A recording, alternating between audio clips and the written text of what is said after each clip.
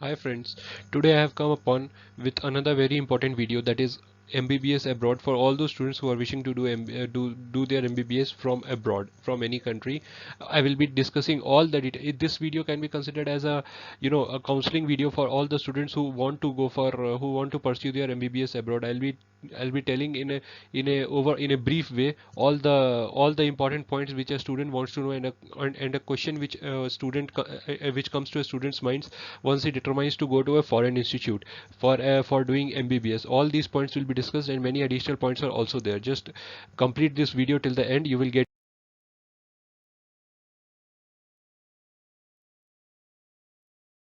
to know everything.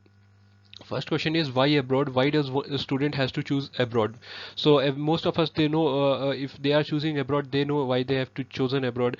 Of course, if you have a low NEET score and low budget, so you want to complete your MBBS with a in a very cost effective way, and with a quality education, not compromising on quality. And then you are then only most of the students, they choose to go to abroad, and these degrees are also accepted in India. Most of the countries degrees are accepted in India, so we don't need to worry about that also.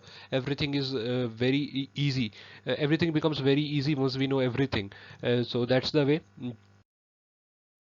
So let us see first the benefits of doing MBBS abroad. So as I told, I'll be discussing pros and cons. This is about the pros. So the benefits are almost the same as once listed out. So the benefits I have already told, and these are the ones which are listed in front of you. You can easily read it. Pause the video and read it. It's everything is crystal clear here written. And most of the institutes, they take admission at just the best I mean, one of the very important features also over there, many it comes to a question to students mind, that what should be the score for that. So the score is mostly the qualifying marks for NEET. The score is not actually so much important in this case. You should just be qualifying, just get a qualifying marks in NEET, which is less than 200 marks out of 720 in NEET. Every year it is, or whatever be the cutoff, irrespective of the cutoff, the NEET score is always less than 200. So we don't need to worry about the scores. It's very easy to get. Let's go ahead and let's see the drawback. So after seeing the previous slide, many of you might have seen many of you might have got attracted with foreign, and some of you also might be thinking that why one needs a low score to go to foreign institutes. There are many reasons that students, they opt for these MBBS for MB, they don't opt for MBBS abroad, and they want to live in their own country even after so many problems and issues in their own country, and benefits of them outside. Let us You can see these homesickness. First thing is homesickness. Homesickness basically doesn't mean when you are homesickness can come whenever you are going away from your home. If suppose a student is of North India and is going to South India, then also he can feel homesickness. And a student of India going to Russia or Ukraine or America can also feel homesickness. There is no issue, there is no anything wrong. Everything comes under homesickness. The only thing is about duration. This homesickness can last for very long once you change your country and you go to different countries with very different climatic conditions. And it will be less over here once you travel in the country itself, from north to south, or from east to west, whatever it may be. Then it might be less, but if once you go from India to other countries, then it might be more. This is the only thing. And here actually it's not very simple, such a simple thing which which suppose you, if you have not felt right till now, you will not feel it once you change your country also. It's not like that. You might feel it. Everyone feels this. This is a very common problem. That's why I have kept it on the first number. This is a very priority, and I'm taking time to explain this one. It is very important to understand what is the meaning of homesickness. It's not the only way it happens. The other way is also, if suppose you fall ill, once you go there, you are not able to acclimatize according to the weather, according to the climatic conditions over there in that particular country. Then it becomes very difficult for you to study and complete your degrees with a proper knowledge, because this is a competitive world. You need to have knowledge besides the degree. So you are not only going to get a degree, you are going to also get some knowledge from there. So you should must you, it's it's a must that you must not get this homesickness over there.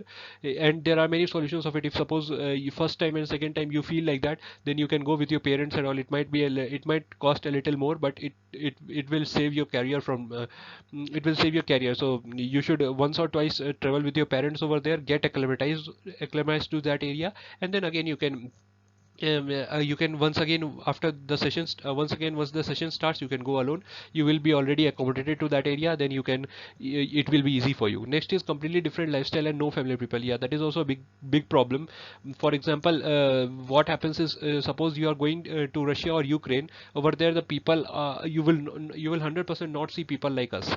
There you know what kind of people are there in different countries. So even starting from skin tone, and if you are not that kind of person, then still it's not a joke. Everyone feels like that. They are being having a family type of feeling is very important in these kind of fields. Otherwise some people, they feel they are not able to concentrate on their studies because of some many different fears, what phobias and everything, all those things. So little that is a issue. Okay, not a very important, but still an issue. And yeah, this is again a very important long and expensive journeys back home. Of course, once you go to different countries, then there are many different things. The flight ticket itself is very costly, so you cannot come on a very short notice, or for any important or any small thing which is there. You will, of course, there is no doubt you will miss all the important moments with your families, which are important moments that your family is going through. You will of course miss them, there is no doubt in that. And then again, there is no guarantee that whenever the festivals which are there, which are common in India, or which are being celebrated in India, also will be also you will get a holiday for that over there. You cannot miss your classes for coming back and celebrating holidays. That's a very obvious thing. So you will only come when there is a holiday over there. Mostly maximum time what happens is that there is a holiday in those countries for Christmas, we can say maximum what can happen Christmas or a few more holidays like that. But here we have Diwali, we have Durga Puja, we have what you can say, we have Holi. All those festivals are there, but there it might you might not get holiday even for one of them. So that is one thing. And even if you get a holiday, sometimes you might not feel like coming, because these journeys are very expensive. And many a times there's a visa restriction also, that you are not able to travel more than a given number of times to the country. So that is also an issue. And next thing is uncertainty. There are a few uncertainties, like all of us, we know about China. There are some students who have reported that they were already studying in China, although not all universities. There are some universities only which are having such issues. Very big and reputed universities will not have such issues, that is a guaranteed thing. But there are some universities are having uncertainty, and we don't know each and every intricate detail about every university, so that becomes an issue over there. That is, for example, China, when the coronavirus came, right now this was a very big pandemic. It might not come again for you, for the people who will be joining this year. So that is one thing we can be a little bit sure about. But still, this is a kind of uncertainty which happens. And so we cannot be very certain about them. There are many universities in China which have now closed, or which are only doing online classes right now, and students from those universities are studying online in India also. The students who were there, who took admission from India into those universities, are studying online from their home now. So forget about any online class, any practical experience, or in hand experiences. Next is linguistic issue. That is, of course, once you change your country, in almost every country you will face this issue. If you first, for example, if you go to Russia or Ukraine, why I am taking again and again example of Russia or Ukraine, you will understand in a short time. But suppose you are changing these countries, then linguistic issues also. The Ukraine you go, you have to speak Russian language. Then in the same way, if you go to China, Chinese you must know.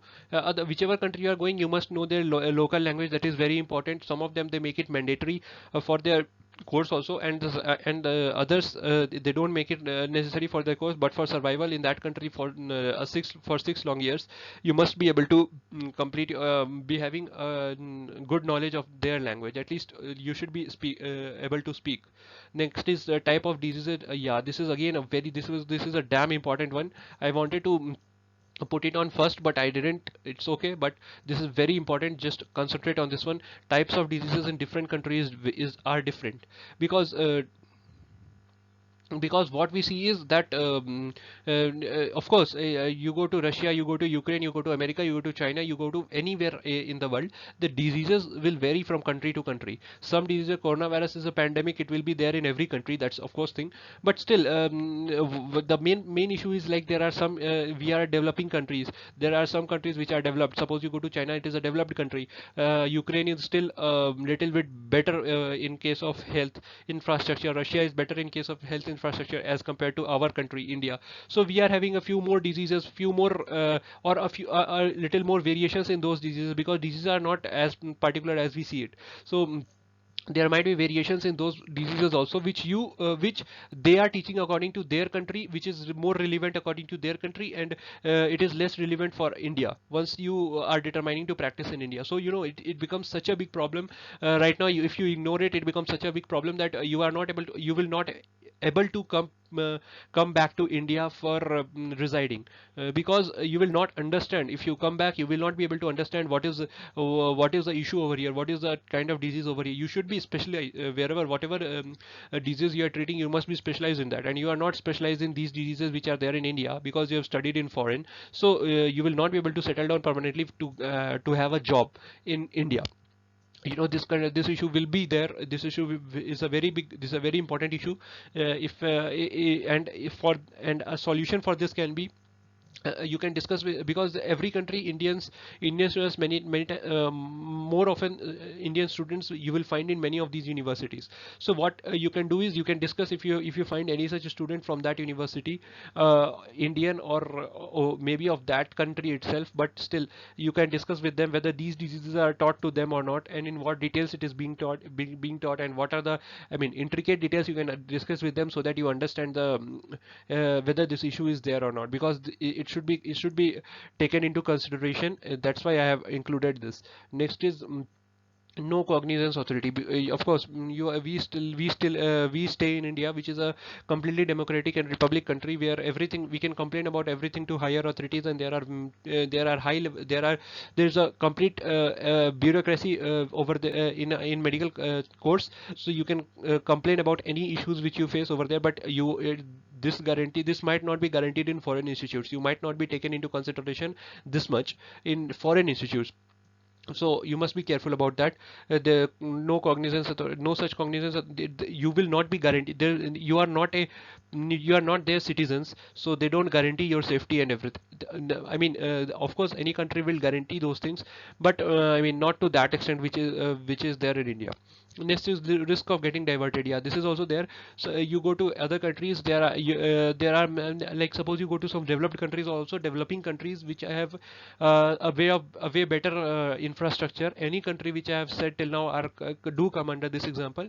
So you can get diverted over there. Here you have you suppose a student is there who has been pampered a lot from by their parents or guardian through these years. So once you become independent, and that too independent where no one is able to have a check upon you, then there's a risk of getting diverted. And also there are the countries, these all countries are western countries. So over there, you might fall into the traps which you might not be able to understand right now, but once you go over there you will understand what are those traps.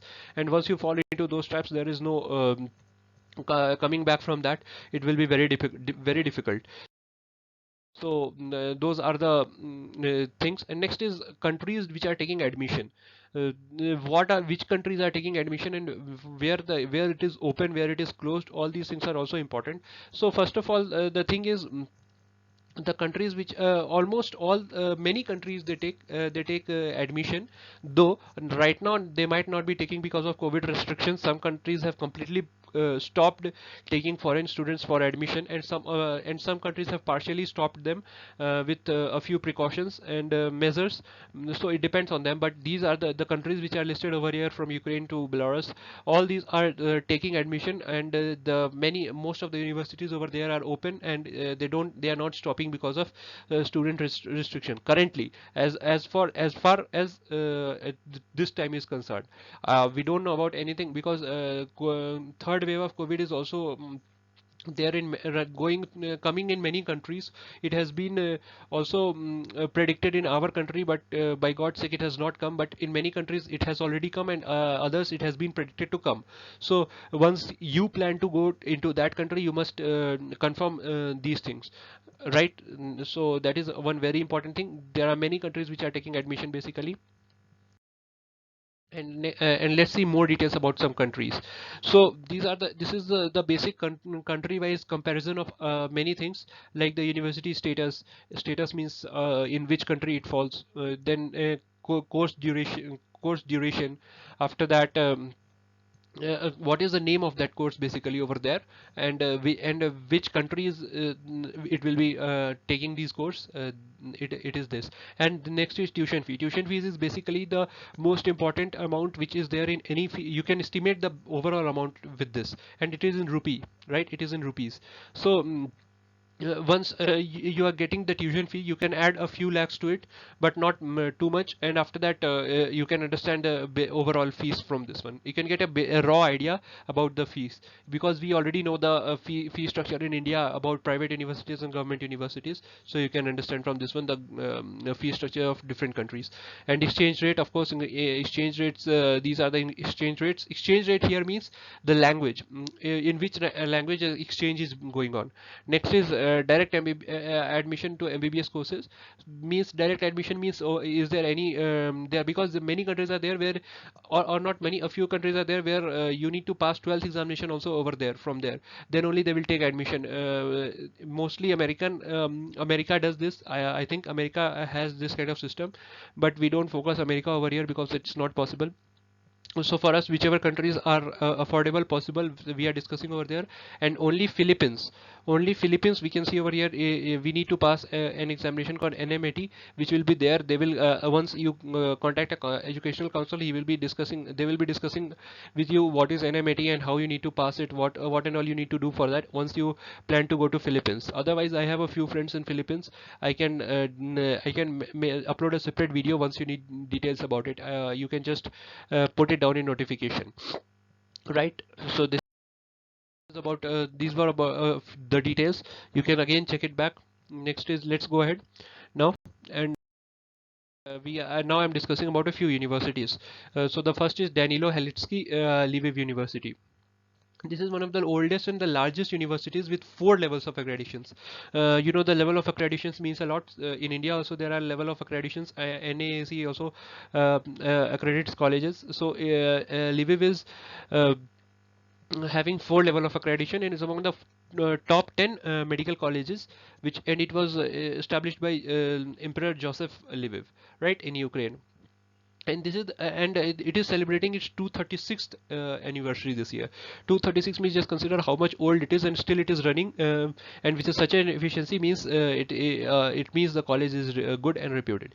And it is also it is also a member of 70 international organizations, in which European Association of Universities is also there, and it is also registered under WHO and the University of Central Europe. Universities Group of Central Europe, right? That is again an organization which includes reputed universities of Europe, and it also holds the second position for being the best higher educational institute for medicine in Ukraine. So it is the best. In Ukraine, it is the best university for higher education, and Ukraine has a good number of universities for medicine. So once it is the best, we can consider it is a good one, right? So as you can see in the picture also, it is written, this picture has been taken from the website, so you can understand how important it becomes over here, right? And you can see the hostel fee. This is the approximate idea about you can get an idea about it. And the visa fee, which you can see over here, is only one time visa fee, and that is and it keeps on changing. A student must get updated about the visa fee once he wishes to take admission over there. And this visa fee, which is 6,260, it is just a one time visa fee which you need to pay for once you have to obtain the visa. After that, there's a periodic visa fees which is also there for visa renewal, and visiting charges and all might also be there. There are many additional charges over there on visa fee. This is just approximate. So but an idea can be made by this. And FMG pass percentage. FMG pass percentage, again a very important point. What is FMG, and how does the percentage mean over there is a very important thing to understand, and I will be telling about this one. But here it is 20%. One must remember that it is 20%. The higher it is, the better it is. So here it is 20%. And for Indian students, FMGE examination means used to mean a lot. Why? I'll be discussing. Next is let's first go to next university. It is about Jinan University, that is China. It is a very famous university. Anyone who knows about foreign medical university will be knowing about Jinan University. It has many branches in Guangzhou, Panyu, Huayan, and many other places also. And it is a government university over there. And visa on arrival facility has been stopped on all the countries. Basically, it has been stopped in all these countries, because all the countries, not only in China, Ukraine also, it is stopped because of COVID restrictions. So you need to register your visa online, and then once you get the approval, you can come to this country, right? And after that, there is this detail here. It is FMG pass percentage 25%. 25% is a very high percentage, and it is a good percentage. This insurance and resident permit which is there is something which is very important for foreign students who are coming to that country, and this is the amount over there. It can also change, and one a student must keep in mind all these details here. These are just approximate amounts. And this is hostel fee, and hostel fee for 6 years. And again, this is all these things are for the 6 year duration, for the 6 year duration of the course. This will be the entire amount, it will be divided upon, right? So we must keep in mind this one. Let's go to next university, and that is Kharkiv National Medical University. So over here, what is important is, again, this is a university of Ukraine. Why I told you in a few minutes back that why I am taking the name of Ukraine again and again, because Ukraine is a country which is the best choice for students who are going for foreign medical, because there are many universities and of a good reputation. Ukraine or China, these are the two countries where the student goes, where maximum number of students from India go for, because it is not expensive. And second thing is, reputation is high, teaching quality is good, and not much variation is there from with the course which is there in India and in these countries like Ukraine or China, right? So maximum number of students, they go to Ukraine. That's why I included two universities of Ukraine. This is Kharkiv National Medical University. And basically what happens, what is the specialty about this university is, again, this is also recognized by, approved by MCI and WHO, which is, of course, which is an obvious thing. Every institute must have to get recognized through that. That's not the university. There are many other things which I will read it out for you. That is, it was established in 1805. That's not a big deal, but there are this is the university having 30,000 students in total, where in which 12,000 students are foreign nationals. So 12,000 students are from other countries in that university. And it has also, besides medical program, the intern collaboration with a research institute becomes a major plus for students. So this is again an important point, that there are also many internship programs over there with many other institutes of not only in the Ukrainian origin, also of many other countries. So and that is one thing. And this Kharkiv National Medical University was also earlier called Kharkiv State Medical University. So once you hear the name of Kharkiv State Medical University, don't become scared. This is one and the same thing, right? So it doesn't matter whether it is Kharkiv State or National Medical University. And it is the second best university in Ukraine, and also reputed at world level, as I told. So those are the points. And let's see about the fees also. If we can see, it's not too high, 3,53,000 as compared to Indian fees in Indian universities. And it is hostel fees 58,920, visa fees 6,260 rupees, and FMG pass percentage is 20%. This is again 20% which was there of that earlier university. And visa fee is 62,000, which is also very much approximate, as I told. It's not it's not guaranteed that it will be there once you go to these universities. So be careful and inquire once about it. That's all. Let's move to next slide. And that is about and about more what are the many more there are many more institutions, right, or many more countries, and over there many more institutions which are taking admission of foreign students. So these are only three I have just told. For an example, you can get an idea of the university quality of university with these universities, and about the many different things which are there because of these universities. But once you have determined to go for a foreign institute, for MBBS in foreign institutes, there are many things which you must make sure about. And the first thing in that is that it must be you must determine first which country you want to go, based on these details which I have discussed, and many more details which you need to find out. You must be able to find out. So for that you can consult the educational counselors. And you can also check it through internet and books and through your friends if you might know some friends, then through that. And the because of and from there you can get to know. Over here I'm telling about more universities, some more institutions, actually a lot more institutions. I'll be telling you, I'll be giving you an idea. And all these universities, basically you can compare these universities based on FMGE percentage. As I told, it is a very important percentage. So you can compare any university which you hear about based on its FMGE pass percentage. And how it can compare is, and why FMG percentage becomes more important. Basically FMG or MCI percentage, both are the same thing. MCI pass percentage or FMG pass percentage is the same thing. So both are taken by medical board of India, medicine board of India. So and this is basically nothing but the an examination which a foreign student has to write once he comes back to India. And why 25% is a good percent over here? So, because China is a very good institute, we know, and still only 25% students are passing FMG examination, is because now FMG examination is not that important. It was important till 2000 and you can say 2018. Students who are going for foreign institutes in 2018, till 2018, they had to consider FMG examination, because after that, according to the government orders, it has been discontinued. That's what I'll be discussing. Next one over here. So according to the government orders, it has already been these examinations have already been discontinued. And there's no such separate MCI screening test or FMG examination over present in our country now.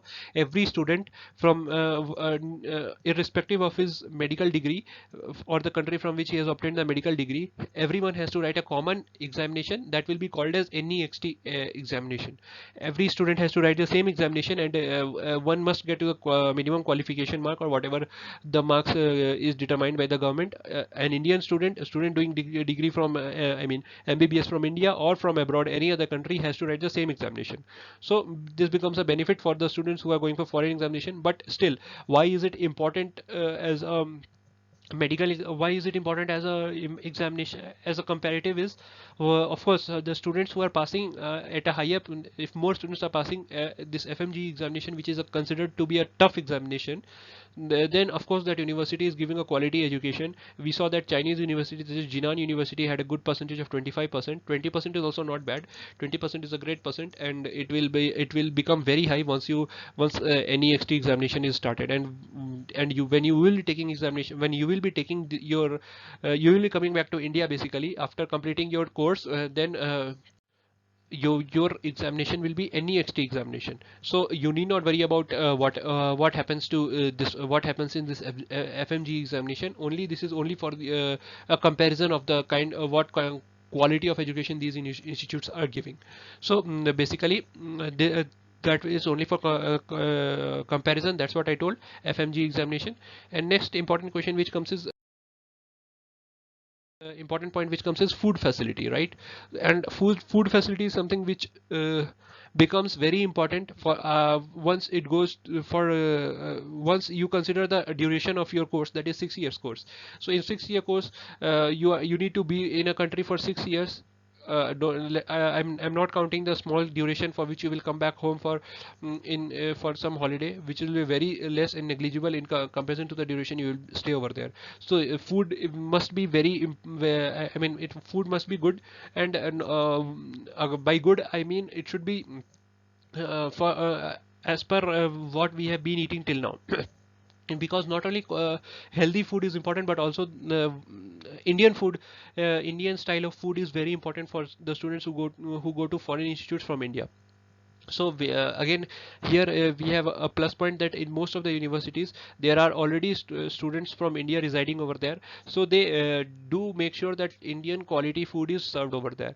So both non-veg and veg Indian food is served in most of the foreign universities, so we need not worry about that, although it's not completely sure that every university must keep it. It's not a rule, so but they keep it, of course, because everyone wants the foreign institutes to come. It's a very big source of earning for them. So they do keep Indian food over there, but once a student wishes to go over there, he must make sure about it.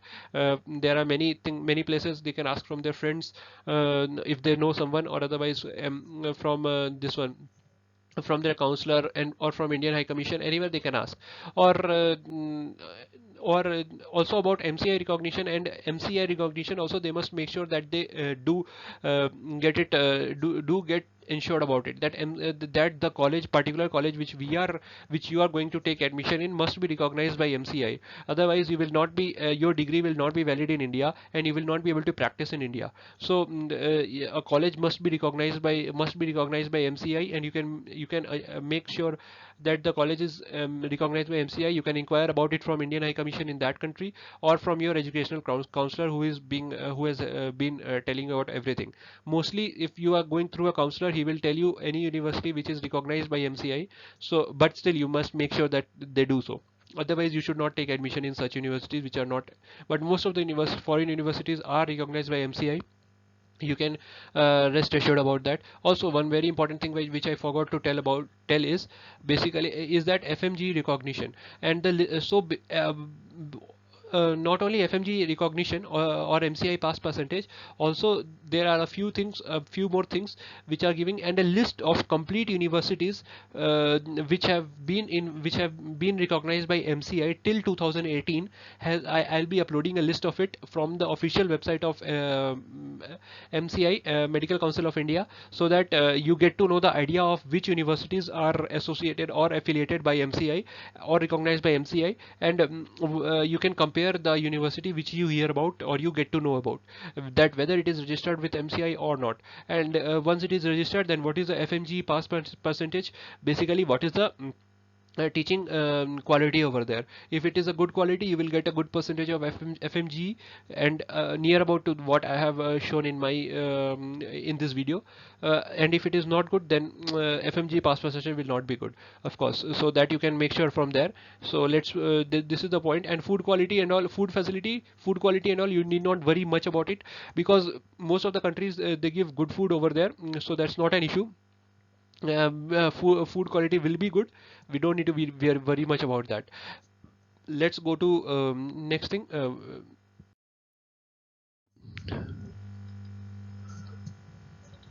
So that's all for right now. This was my video, and if you found it I mean informative, and if it helped you in some way, just do like, subscribe, and comment what else you want to know about foreign institutes. I have already told you the cutoff, and I'll be telling and I'll be uploading a list of all the institutes which are recognized by MCI. This is in a PDF form, so that you can understand what is the status of university which you want to go. That's all. These are the important things which you need to consider before you determine to go to a foreign institutes. I hope you understood the overall things. Thank you.